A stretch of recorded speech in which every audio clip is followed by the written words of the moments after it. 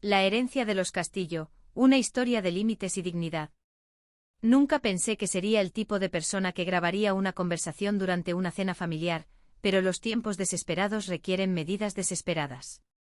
Mi nombre es Elena Morales, aunque a veces me pregunto si alguna vez me sentiré realmente digna de llevar el apellido que ahora porto.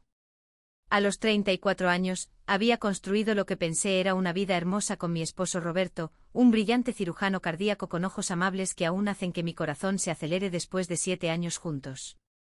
Pero esos mismos ojos se nublaban de conflicto cada vez que su madre Carmen entraba en escena. La mujer siempre había dejado claro que yo era una adición no deseada a la prestigiosa familia Castillo, con su dinero ancestral y prejuicios aún más antiguos.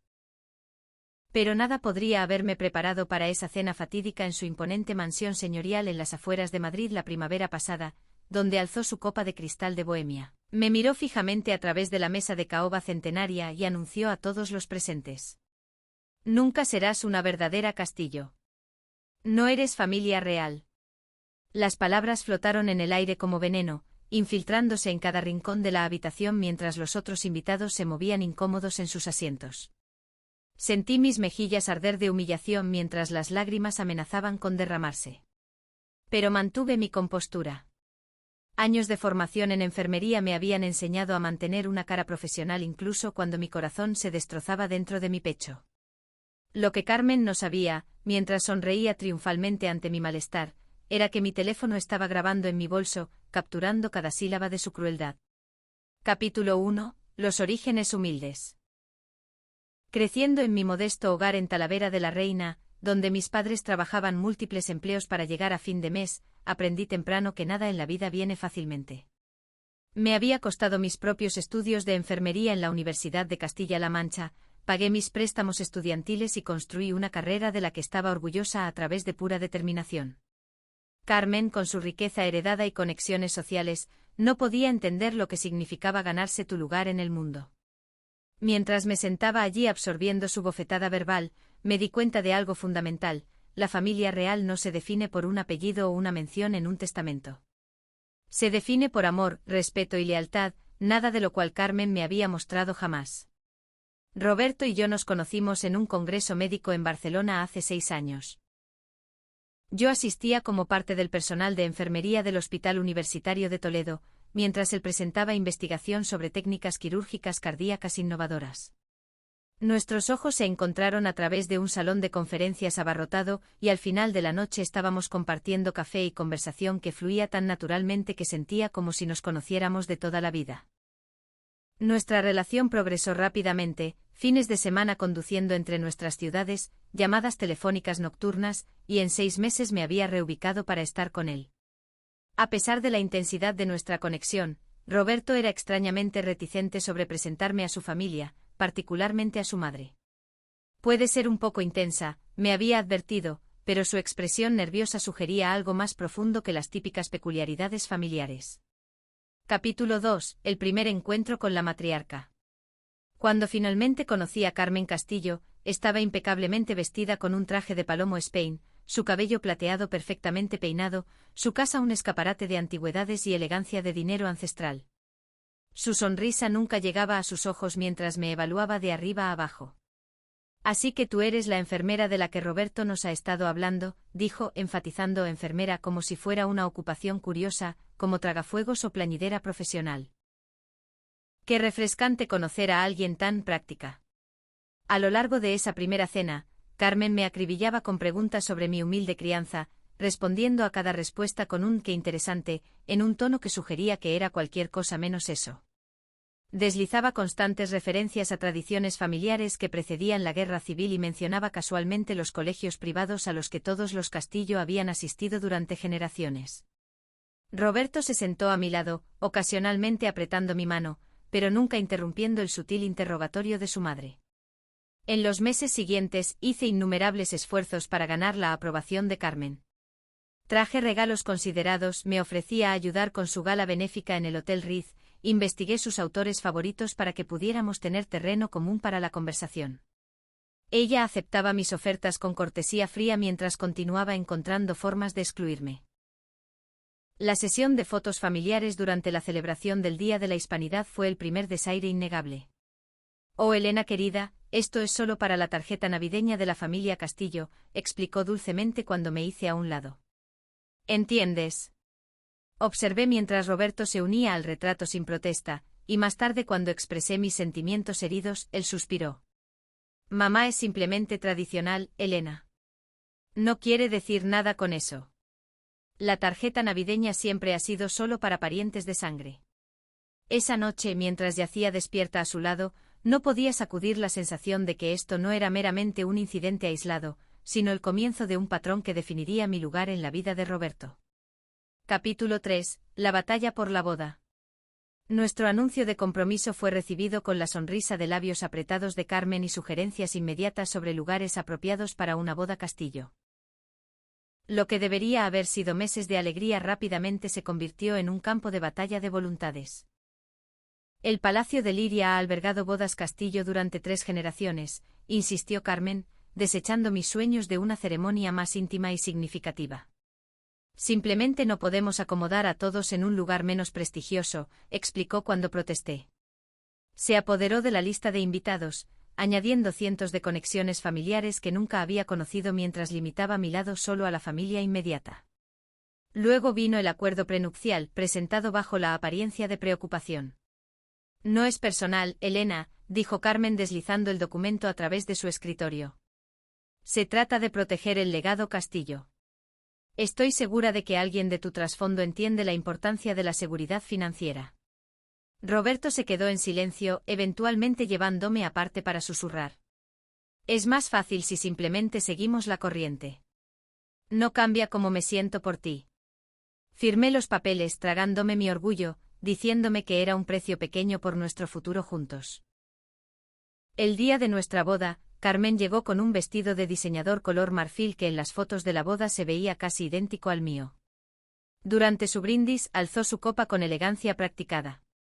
Por Roberto y Elena, que ella crezca en el nombre Castillo y las responsabilidades que conlleva. La habitación aplaudió mientras yo me quedé inmóvil, la púa oculta atravesando mi felicidad del día de la boda. Capítulo 4. La luna de miel y las cadenas doradas. Poco después de regresar de nuestra luna de miel en Santorini, Carmen nos presentó un cheque para el pago inicial de una casa en su barrio de La Moraleja. Un regalo de bodas, lo llamó, aunque las condiciones adjuntas se hicieron inmediatamente aparentes. Se hizo llaves sin preguntar, apareciendo sin anuncio para verificar su inversión. Criticaba todo, desde mi elección de cortinas hasta la forma en que organizaba los armarios de la cocina. Las mujeres Castillo siempre han arreglado sus hogares de esta manera. Se convirtió en su estribillo común. Una tarde regresé temprano de un turno para encontrar a Carmen hurgando en mi correspondencia personal en nuestro dormitorio. Solo ordenando un poco, afirmó, aunque las cartas abiertas en su mano contaban una historia diferente. Esa noche confronté a Roberto en lágrimas. Tu madre no me respeta a mí ni a nuestro matrimonio. Me trata como una intrusa en nuestro hogar. Roberto se pasó las manos por el cabello, la frustración evidente en su rostro. Hablaré con ella, lo prometo. Tiene buenas intenciones. Solo tiene problemas para soltar. Esa conversación nunca sucedió. O si sucedió, nada cambió. Capítulo 5. El control a través de la riqueza. Mientras continuaba mi matrimonio con Roberto, comencé a entender el alcance completo de la influencia de Carmen sobre no solo nuestras vidas, sino toda la familia extendida Castillo. Carmen no era meramente rica. Era la matriarca incuestionable que controlaba una fortuna que incluía bienes raíces en 3 provincias, carteras de acciones significativas y propiedad parcial en varios negocios exitosos. Su difunto esposo había sido un inversionista astuto que había crecido sustancialmente su riqueza heredada, y a su muerte hace 15 años, Carmen había tomado el control de todo con sorprendente perspicacia financiera. Lo que no había entendido era cuán deliberadamente manejaba esta riqueza como una herramienta para el control familiar. En una reunión familiar Castillo conocí a la prima de Roberto, Diana, quien me llevó aparte después de varias copas de Ribera del Duero. Ten cuidado, advirtió, su voz baja. Cruza a Carmen y te encontrarás excomulgada más rápido de lo que puedes decir desheredamiento. Me contó sobre el hermano mayor de Roberto, Jaime, quien se había casado con una mujer que Carmen desaprobaba y posteriormente se encontró cortado de los fondos familiares y removido de su posición en el negocio familiar. Otro primo había sido excluido de las reuniones familiares durante años después de elegir una carrera que Carmen consideró inadecuada. Observé a Roberto más cuidadosamente después de eso, notando cómo sus decisiones siempre parecían considerar la reacción potencial de su madre. Había rechazado una beca prestigiosa porque habría requerido reubicarse lejos de la esfera de influencia de su madre. Consultaba con ella antes de hacer cualquier compra significativa o movimiento de carrera. Es complicado, Elena, explicaba cuando cuestionaba esta dinámica. El negocio familiar tiene ciertas expectativas. Mi padre construyó todo esto para que nosotros continuáramos. Capítulo 6. La humillación navideña. Una Navidad, Carmen orquestó un elaborado intercambio de regalos en su finca. Presentó a cada miembro de la familia regalos extravagantemente considerados: un Rolex para el hermano de Roberto, un bolso de Loeb para su hermana, palos de golf personalizados para un primo. Cuando llegó mi turno, me entregó una tarjeta de regalo genérica para el Corte Inglés con un desdeñoso: no estaba segura de que apreciaría a alguien como tú. El contraste era inconfundible e intencional. Esa noche, acostada en la habitación de huéspedes de la mansión de Carmen, le susurré a Roberto: no creo que alguna vez pertenezca a tu familia. Me abrazó murmurando seguridades, pero no contradijo mi declaración. Capítulo 7. El embarazo y la intensificación del control. 2 años después de nuestro matrimonio, Roberto y yo decidimos formar una familia. Cuando compartimos nuestros planes con Carmen durante una cena en su casa, sus cejas se arquearon perfectamente mientras dejaba su tenedor. ¿Estás segura de que estás lista para esta responsabilidad, Roberto? Los niños cambian todo y tu carrera quirúrgica apenas está despegando. Su mirada se deslizó hacia mí. Y Elena, querida, la paternidad es bastante exigente. Nada como tus turnos de enfermería. Sin embargo, procedimos con nuestros planes, y me llené de alegría cuando descubrí que estaba embarazada 3 meses después. Mi embarazo fue difícil desde el principio. Las náuseas matutinas severas me mantuvieron hospitalizada brevemente durante mi primer trimestre, y desarrollé problemas de presión arterial preocupantes que me requirieron reducir mis horas de trabajo. Carmen comenzó a llamar a los hermanos y familia extendida de Roberto, su voz goteando de preocupación. Elena parece estar teniendo tantas dificultades. Entre nosotros, creo que podría estar exagerando para llamar la atención. Ya sabes cómo las personas sin trasfondos familiares apropiados a veces luchan cuando el foco no está en ellas. Estos comentarios llegaron a mí a través de parientes comprensivos, cortando profundamente durante un tiempo cuando ya era físicamente vulnerable. Cuando tenía 5 meses, Carmen anunció que estaba planeando mi baby shower. No te preocupes por nada, insistió, desechando mi aporte.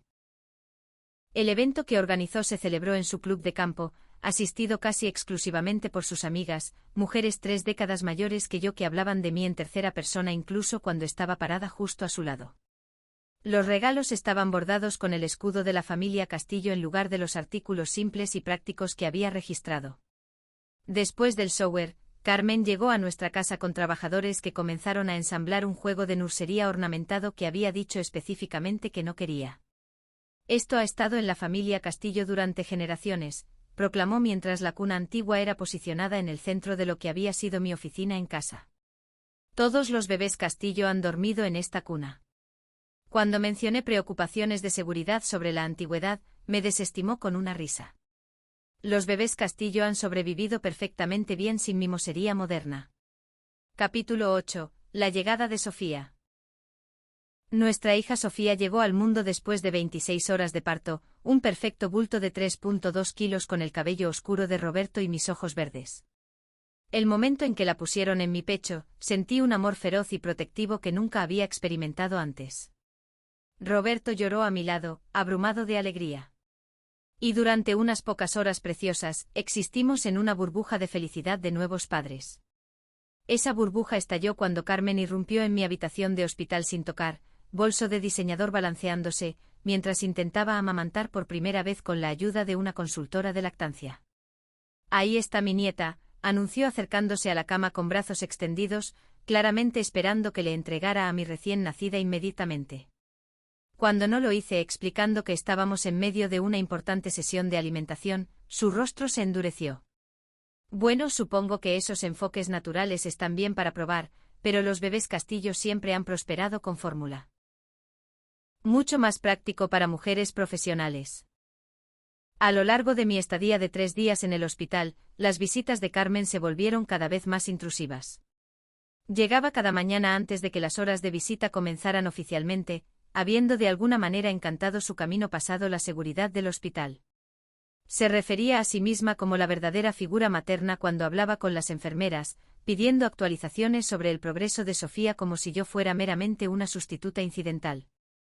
Crié a 2 niños exitosamente, informó a una joven enfermera dentro de mi audición.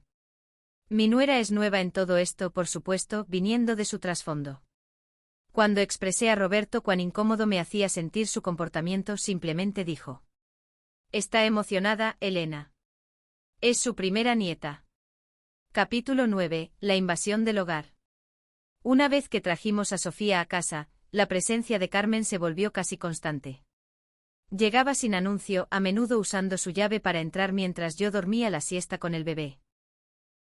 Me despertaba para encontrarla sosteniendo a Sofía, habiéndola tomado de la cuna junto a mí sin permiso. Reorganizaba el nursery repetidamente, reemplazaba los productos para bebés recomendados por el pediatra que había comprado con alternativas tradicionales que ella prefería, y criticaba todo desde la temperatura de la habitación hasta cómo envolvía a mi hija. «Sofía tiene tanta suerte de que yo esté aquí», decía, meciendo a mi bebé en sus brazos mientras me miraba críticamente. La experiencia de una abuela es invaluable. 6 semanas después del parto, entré a nuestra cocina para encontrar a Carmen mostrando a Sofía a una de sus amigas que había pasado sin invitación.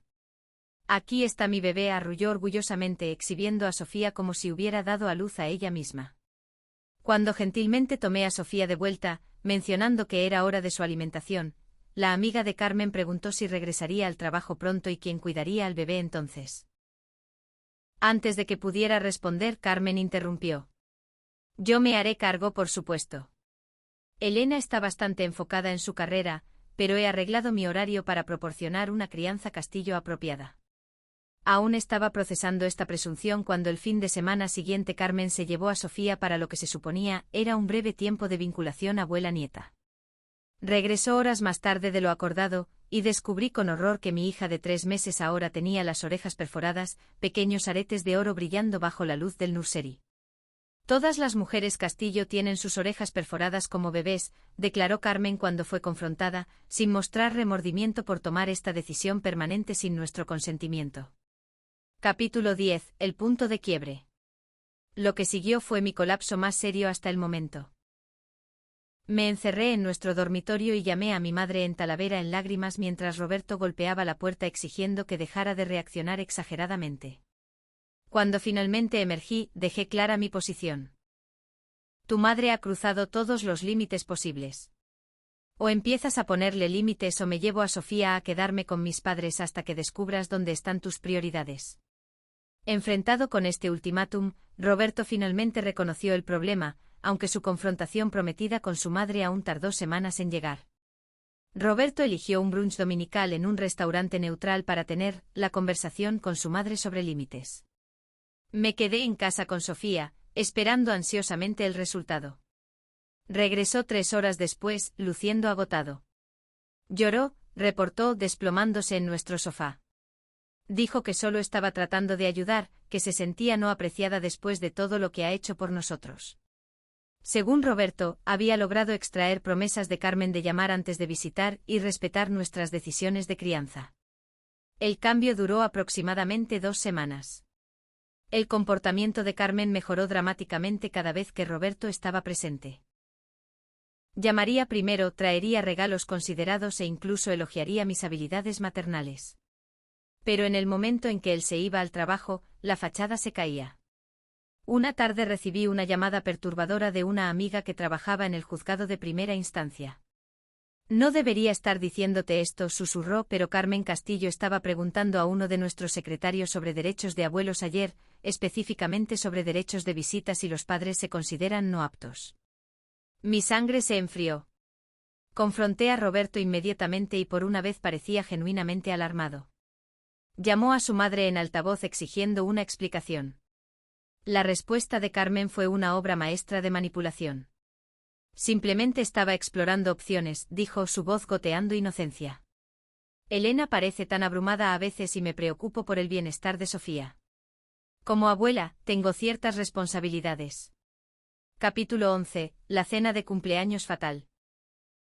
La celebración del 65º cumpleaños de Carmen fue planeada como una cena elaborada en su mansión colonial en el barrio más exclusivo de Pozuelo de Alarcón. La invitación especificaba vestimenta formal y pasé semanas encontrando un vestido que cumpliera tanto con los estándares exigentes de Carmen como acomodara mi cuerpo aún en recuperación posparto.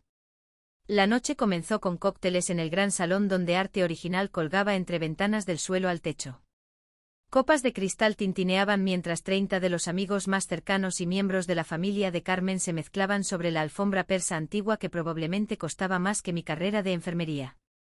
Carmen saludó a cada invitado como realeza visitante, reservando un beso al aire particularmente frío para mi mejilla cuando llegamos. Elena querida, ¿te ves cómoda?, notó su mirada demorándose en mi vestido cuidadosamente elegido antes de moverse cálidamente hacia Sofía en los brazos de Roberto. Y ahí está mi ángel perfecto. La cena lujosa fue servida en el comedor formal donde la mesa brillaba con plata que Carmen anunció orgullosamente había estado en la familia Castillo durante 6 generaciones. Fui sentada lejos de Roberto, quien tomó su lugar cerca de su madre en la cabecera de la mesa con la silla alta de Sofía entre ellos. Me encontré encajada entre la compañera de bridge de Carmen y un primo distante Castillo que apenas reconoció mi existencia. A lo largo de los múltiples platos preparados por el chef privado de Carmen, la conversación fluyó alrededor de temas deliberadamente fuera de mi reino de experiencia: colegios privados a los que no había asistido, propiedades vacacionales que nunca había visitado, personas cuyos nombres aparecían en columnas de sociedad que no leía. Mantuve una sonrisa educada, empujando delicadezas importadas por mi plato hasta que Carmen hábilmente dirigió la conversación hacia mis planes futuros. Elena, gritó por la mesa, silenciando otras discusiones. Mencionaste que estás considerando regresar a tu posición de enfermería. Qué interesante que quieras dejar a Sofía con extraños. Tomé una respiración tranquilizadora antes de responder. En realidad, me han ofrecido una posición de medio tiempo que me permitiría mantener mis habilidades mientras sigo siendo la cuidadora principal de Sofía. Roberto y yo hemos investigado excelentes opciones de cuidado infantil para los días que trabajaría. Un murmullo de aprobación se extendió por algunos de los invitados más jóvenes, pero la expresión de Carmen se endureció. Bueno, dijo, su voz llevándose claramente a través de la habitación súbitamente silenciosa, supongo que algunas personas necesitan trabajar. No todos tienen la fortuna de nacer en circunstancias apropiadas. Tomó un sorbo deliberado de vino antes de continuar. Aunque me pregunto sobre la sabiduría de la atención dividida para una nueva madre. Las mujeres Castillo tradicionalmente se han dedicado completamente a la familia durante estos años formativos. Sentí calor subir en mis mejillas pero mantuve mi compostura. Cada familia es diferente, Carmen. Roberto y yo tomamos nuestras decisiones juntos basándonos en lo que funciona para nuestra unidad familiar. Tal vez fue mi respuesta calmada. O tal vez fue el asentimiento de apoyo de la hermana de Roberto al final de la mesa. Pero algo en Carmen se quebró. Su barniz social cuidadosamente mantenido se agrietó, revelando el desprecio debajo. Tu unidad familiar, repitió, su voz tomando un filo que causó que varios invitados se miraran incómodamente. Seamos claros sobre algo, Elena. Roberto y Sofía son Castillo. Vienen de un legado de importancia y logro. Te casaste con esta familia, pero eso no te hace una de nosotros. Puso su copa con precisión. Nunca serás una verdadera Castillo. No eres familia real. Eres una forastera que capturó la atención de mi hijo. Pero la sangre es lo que importa al final. La habitación se quedó en silencio mortal. Miré hacia Roberto esperando que me defendiera, que dijera algo, cualquier cosa. Se quedó mirando su plato, su rostro sonrojado pero permaneció en silencio. Carmen, envalentonada por su complicidad tácita, continuó. He estado reuniéndome con mis planificadores patrimoniales. La herencia de Sofía será asegurada en un fideicomiso que Roberto manejará. De esa manera podemos asegurar que el legado Castillo permanezca protegido y en las manos apropiadas. Cada palabra era un golpe calculado diseñado para reforzar mi estatus de forastera, para disminuirme frente a todos los que importaban a Roberto. Me senté inmóvil, años de entrenamiento de enfermería ayudándome a mantener una fachada profesional mientras internamente sentía algo fundamental romperse. Después de varios momentos excruciantes de silencio, discretamente me disculpé, tomé mi bolso y caminé con pasos medidos hacia el tocador. Una vez dentro me apoyé contra el papel tapiz pintado a mano, tomé una respiración profunda y detuve la aplicación de grabación en mi teléfono.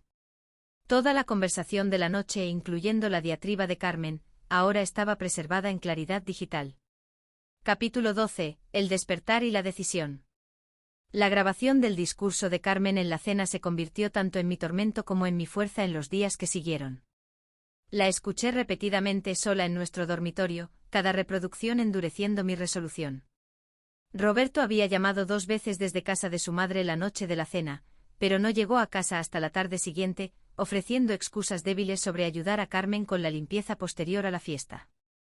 Cuando llegó estaba calmada, habiendo pasado la noche investigando terapeutas especializados en dinámicas familiares y relaciones tóxicas. He hecho una cita para mí misma con la doctora Sara Mendoza, le informé, mi voz firme. Te recomiendo que encuentres a alguien con quien hablar también. Comenzó a protestar pero vaciló cuando encontré su mirada directamente, algo en mi expresión silenciando sus objeciones. Durante las siguientes 2 semanas, operé con determinación silenciosa. Consulté con un asesor financiero sobre establecer mis propias cuentas, me reconecté con colegas de enfermería sobre acelerar mi regreso al trabajo y comencé a documentar cada instancia de violaciones de límites de Carmen con fechas, horas y detalles. Me acerqué a mi propia familia y viejos amigos, reconstruyendo la red de apoyo que había permitido atrofiarse durante mi absorción en el mundo de Roberto. A través de la terapia gané claridad sobre las dinámicas en juego, el control narcisista de Carmen, la codependencia de Roberto, mi propia complicidad en permitir que los límites fueran pisoteados. No era inocente habiendo entregado pedazos de mí misma con la esperanza de ser aceptada. No más. Capítulo 13. La confrontación y los límites.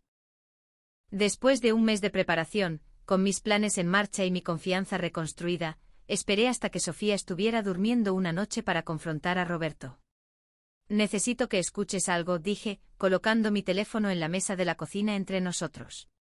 Presioné reproducir y la voz de Carmen llenó la habitación, sus palabras en la cena de cumpleaños cortando el aire una vez más. El rostro de Roberto se drenó de color mientras escuchaba el discurso de su madre, seguido por su propio silencio definidor. Cuando terminó, me miró con shock y vergüenza luchando en su expresión. No tenía idea de que sonara tan mal, susurró. Estuviste allí, repliqué uniformemente. Escuchaste cada palabra y no dijiste nada. El reconocimiento en sus ojos me dijo que no podía negarlo. Esa noche marcó el comienzo de conversaciones honestas en nuestro matrimonio.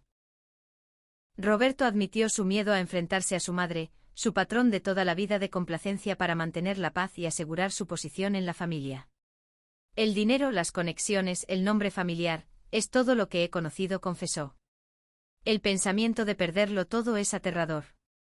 Expuse mi posición sin ultimátums pero con claridad absoluta. No criaré a Sofía en un ambiente donde su madre es socavada y faltada al respeto. No modelaré la aceptación del abuso emocional como una dinámica familiar normal. Necesitas decidir qué importa más, la aprobación de tu madre o el bienestar de tu propia familia. Capítulo 14. La transformación.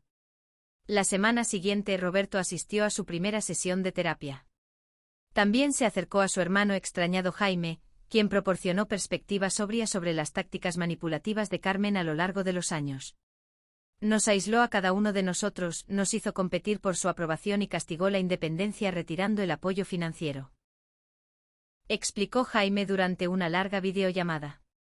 Cuando finalmente me liberé fue aterrador al principio, luego la experiencia más liberadora de mi vida. Con esta nueva conciencia, Roberto y yo desarrollamos un plan.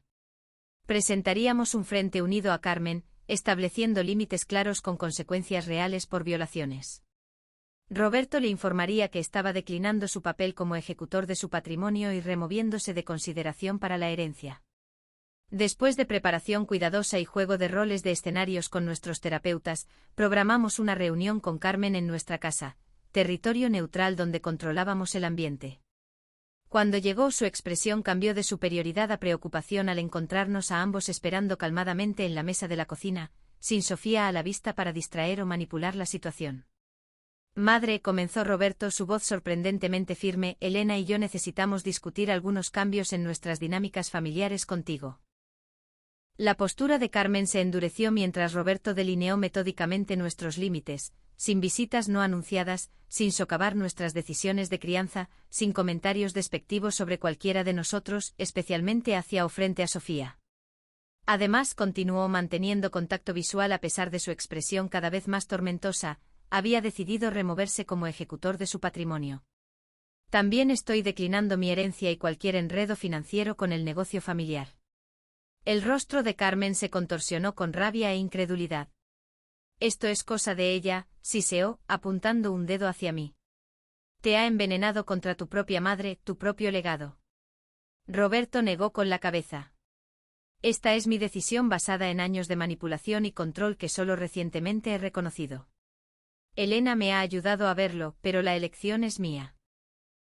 Las tácticas de Carmen cambiaron rápidamente de rabia a lágrimas, de acusaciones a súplicas lamentables sobre ser abandonada en su vejez.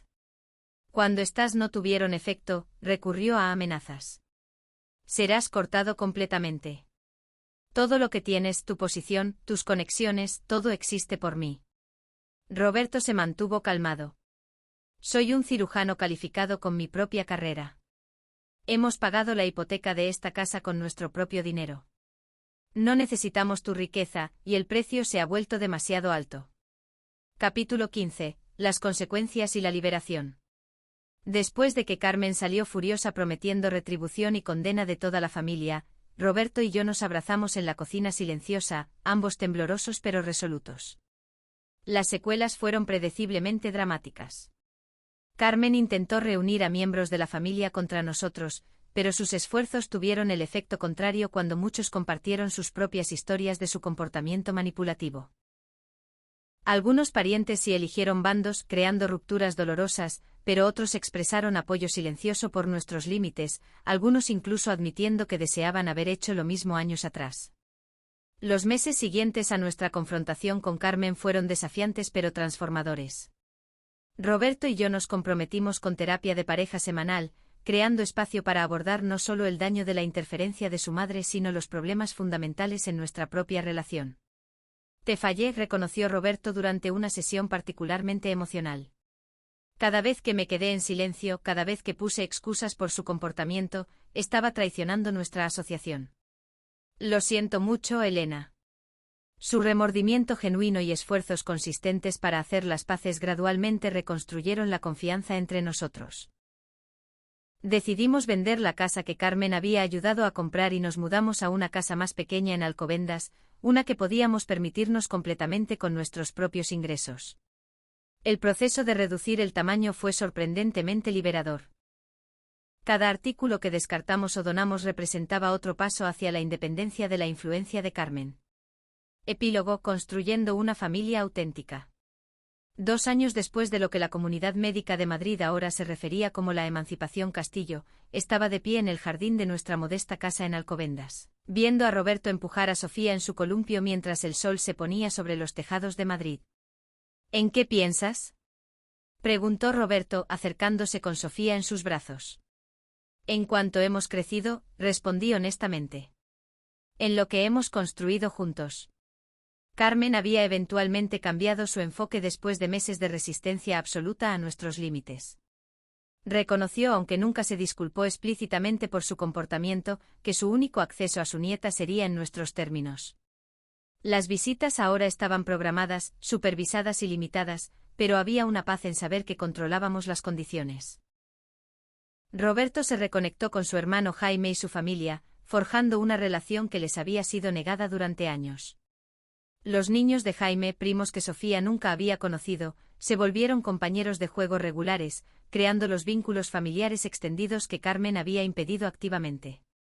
Mi regreso a la enfermería trajo propósito renovado y satisfacción profesional, y el equilibrio que logramos entre carreras y vida familiar era desordenado pero auténtico y completamente nuestro.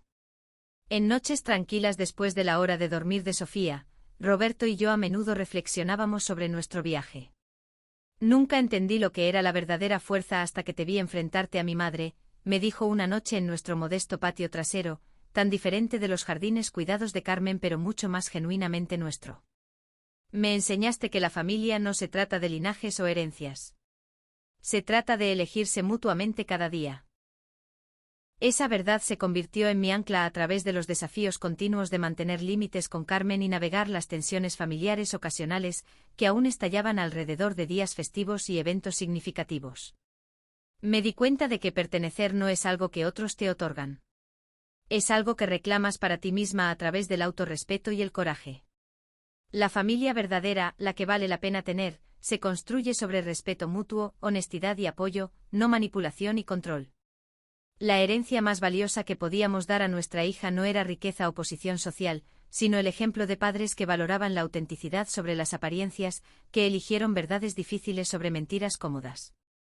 Si estás enfrentando luchas similares con dinámicas familiares tóxicas, recuerda que tienes el derecho de establecer límites, incluso con aquellos que afirman que su interferencia está motivada por amor. Las relaciones de sangre no autorizan a nadie a maltratarte. Y defenderte no es egoísta, es esencial para tu bienestar y la salud de tu familia inmediata. La pertenencia real viene de ser aceptada como tu yo auténtico, no de contorsionarte para cumplir estándares imposibles. ¿A alguien en tu familia tratado de hacerte sentir como una forastera? ¿Cómo lo manejaste? Comparte tu experiencia en los comentarios abajo. Si esta historia resonó contigo, por favor considera suscribirte para escuchar más perspectivas sobre navegar relaciones familiares complejas y construir resistencia. Gracias por escuchar mi viaje desde buscar aprobación hasta encontrar el coraje de definir la familia en mis propios términos. Recuerda, mereces respeto sin importar qué apellido lleves.